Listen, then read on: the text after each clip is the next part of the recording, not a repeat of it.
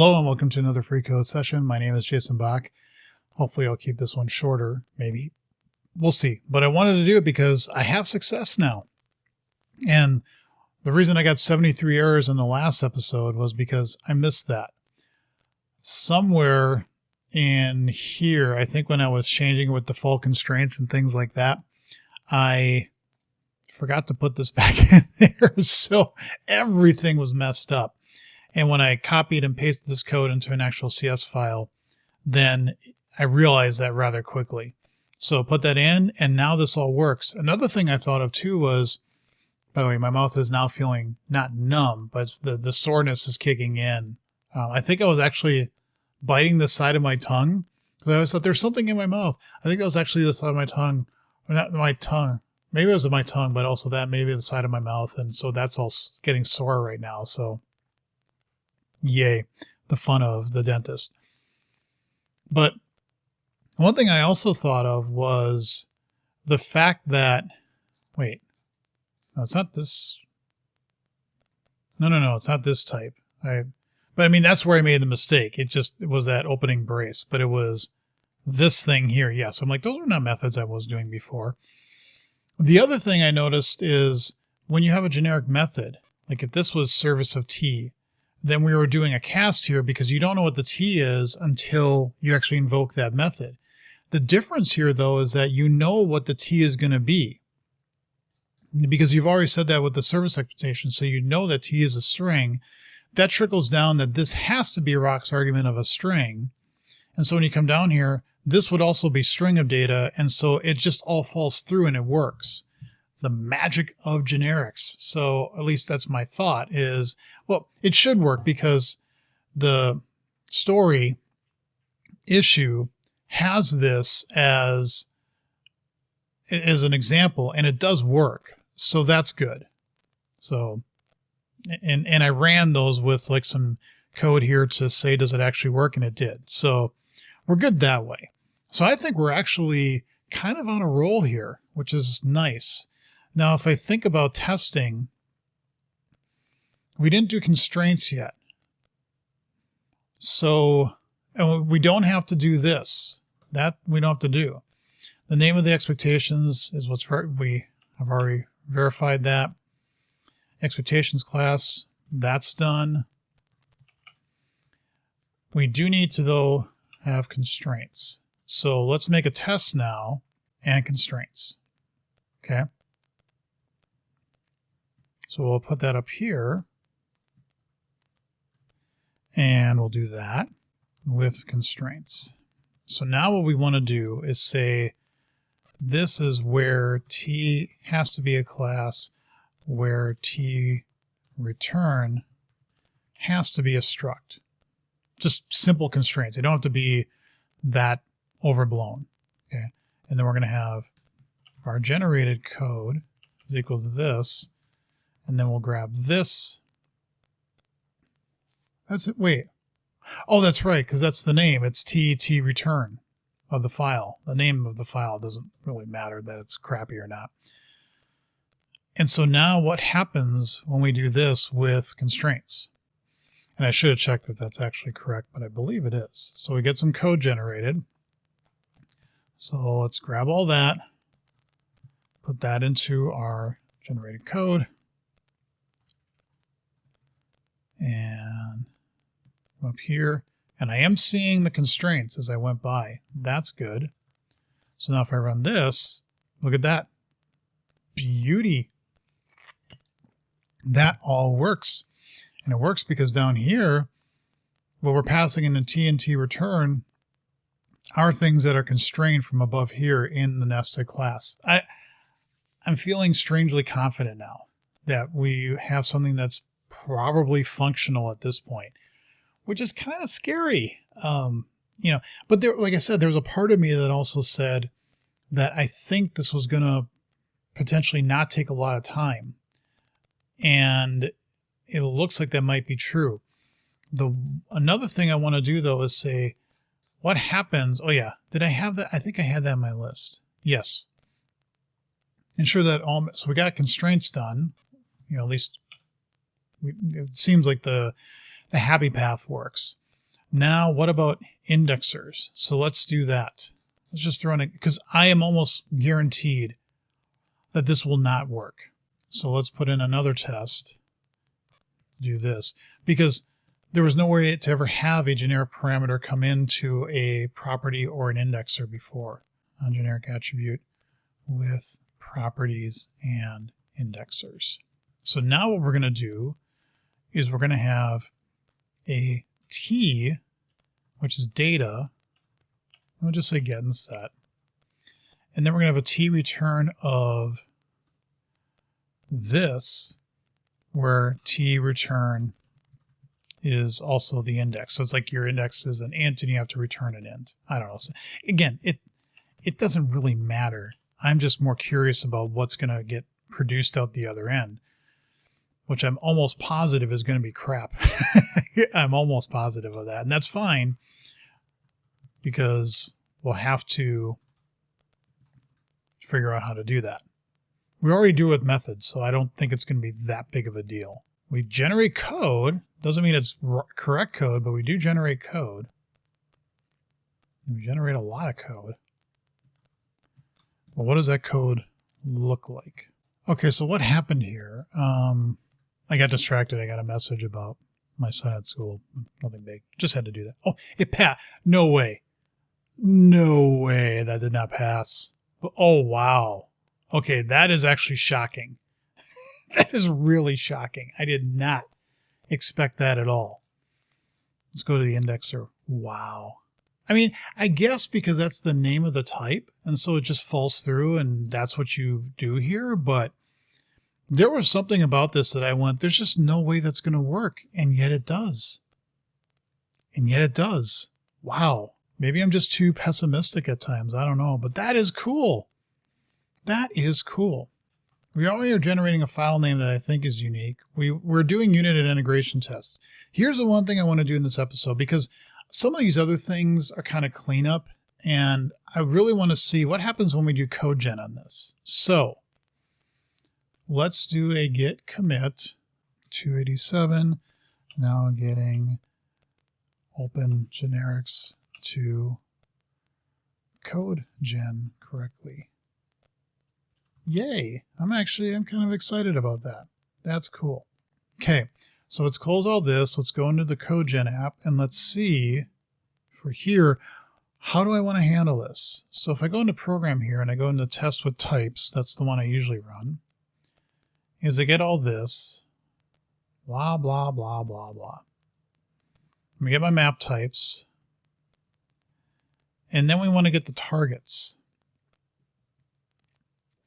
But when we do generate here, yeah, we get the code here. Okay, so here's the tricky part. We're doing this as a type definition because we say rock create that. But I also want to say if it's not an open generic, if it doesn't have generic parameters, then I'm okay with this doing what it's currently doing, because it doesn't matter which way you go through it here. So let's think about this. So types of I. So let's just say var type is equal to types of I. Okay, so we'll grab that, and then we'll throw that in here, as we are currently doing. But now let's say if type is open generic. Okay, now we want to do something. We want to do both of them. Else, we're going to do what we're currently doing, which is fine. Okay, is open generic. Why is that? It's an extension. Is that my own? Is that my own? No, that's in mass transit. Is generic type definition. There's an is generic type definition.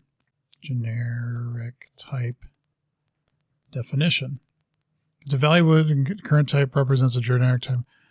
I thought there was a way, though, that's like, I know this open thing that came from another library, which is not what I was intending. And what I really want is just to say is generic type definition. Now, I'm not sure if that would be like the same. I don't want to take, well, you know what is open generic? Okay, fine. What does it think it's doing here? And then let's just do that. I just don't want to have a dependency on that. So we're going to do it this way. Okay. Now we don't have the make done yet. We also have to do this for a make. Which I kind of think might be pretty quick to do. Yes. So here, what we're going to do is say that. So we're going to say rock create rock, but now we're going to say so that type of, and then we're going to get the type definition. Okay. Except get type definition, we want to get as a without mappings. So we want to say here, bool is open generic definition. Okay. So now that's going to break this. So, oh yes. So in this case, we do want to say that this is going to be a true. And then down here, this is going to be a false. And we want to do it here both ways. We want to actually close it. And this one we want to have open. So now I probably, no, I got that. Okay, cool. I think that's now correct. That will give us the type. Okay. And we're only calling this if we think it's open. So I would imagine this comes through now under this if. Okay. So what we're going to say now is if is open generic, else that. Okay. So now what we need to do is say the aliases we have, length, full name, split on that, except here we want to pass in those things. Okay. Except the generic arguments here are going to be a little bit different, or the type parameters. Perfect. And this is a type array.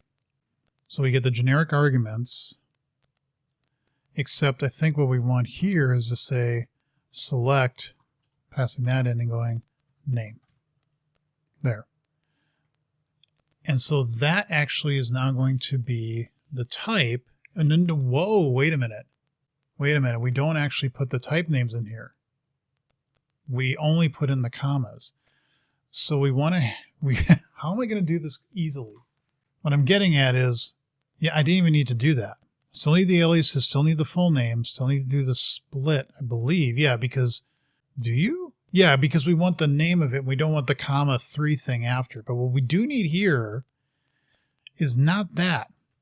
What we want this to be is something like that. You know, where you put in the commas, but there's one less comma than there is generic definitions. So how can I repeat a character n number of times easily? I know that sounds really stupid.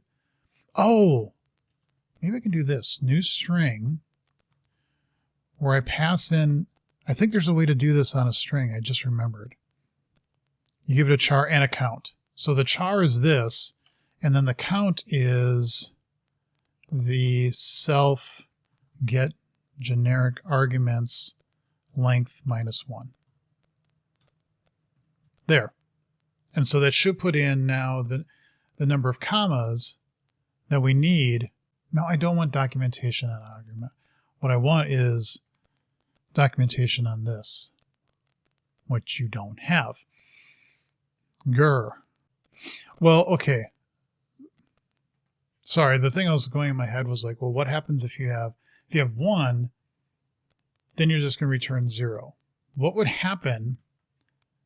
Let's go over here and let's do sharp lab, and we say console write line, a new string that's going to take that, but 0 times, but then it just prints nothing.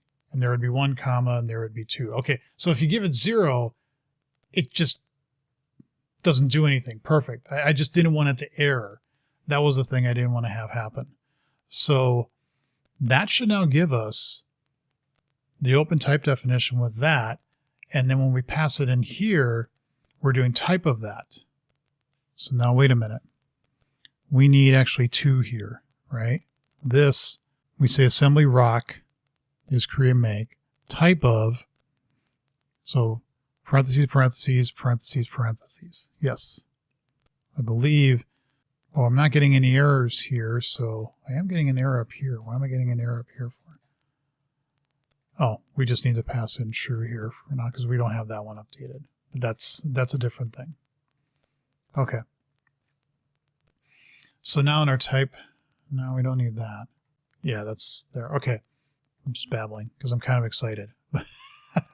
So what happens when we run this? And let's go to the make real quick because I believe doing this with the make should be almost simple, I believe. Because if I go to the Rock Create Builder, what are we doing here? We're calling mock builder.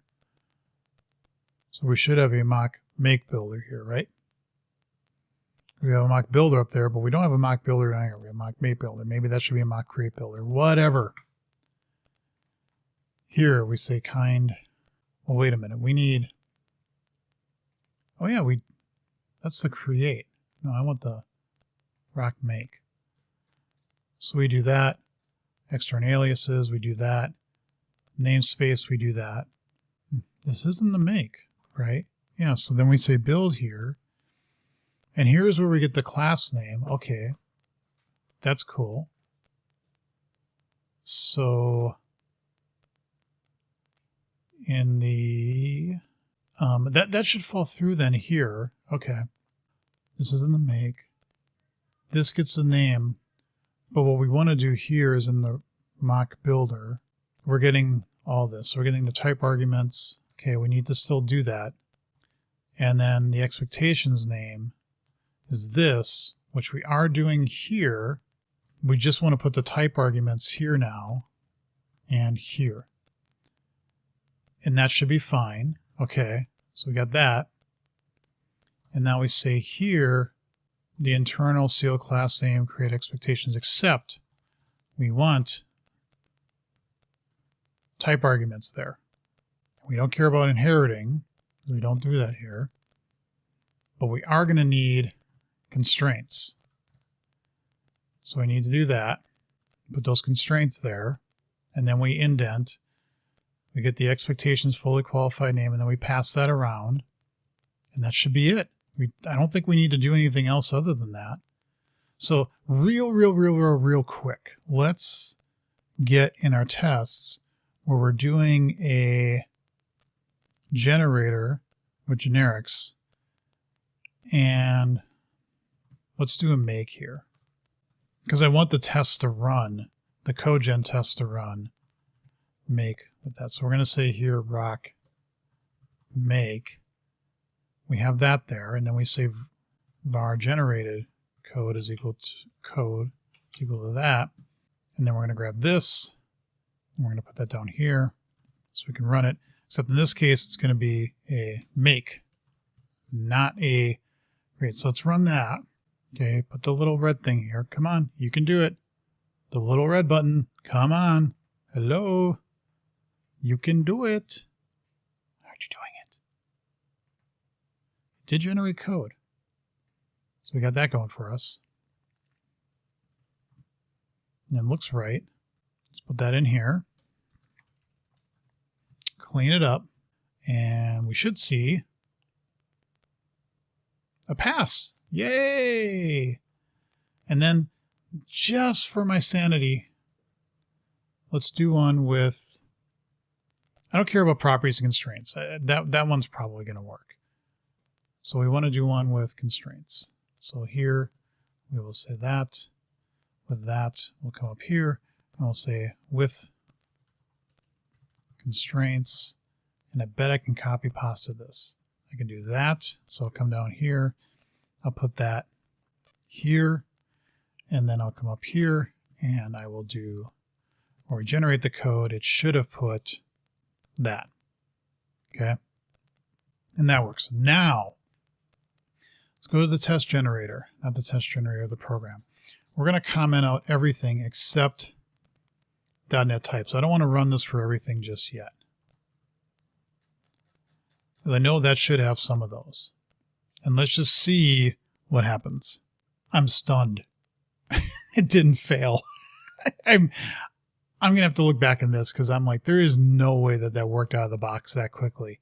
I'm just not confident in myself enough that this already works and is a feature that I don't think any of the other mocking frameworks has, that you can do open generics. I'm going to have to do some integration tests as well just to confirm that this does work the way I expect it to. But holy crap, that is stunning. I'm going to make sure off camera that one, the change I just made actually generates both types, open and closed. And then I'll also run it on all the types, and I'll run it, and I'll make some integration tests and some more unit tests. But I'm going to do that off camera because I'm at time for this episode and I want to move on. So in the next episode, I will let you know where this landed. But I think we're in a really, really, really good spot with this already. This went much quicker than I expected it to. And I'm kind of happy about that. That leaves me happy. So do some confirmation, do some more testing, and in the next episode, I'll let you know if this is already closed and we're going to move on to something else. Thank you all for watching. Leave comments and questions below. See you in the next episode.